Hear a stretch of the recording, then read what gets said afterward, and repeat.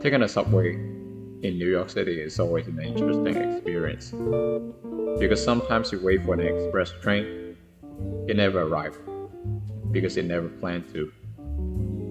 So then you take the local train right across the platform. Sometimes the train decided to change direction.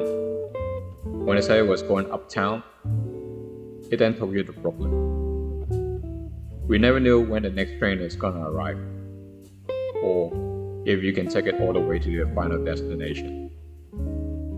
Maybe that's why taking a subway is one of the most interesting experiences in New York City.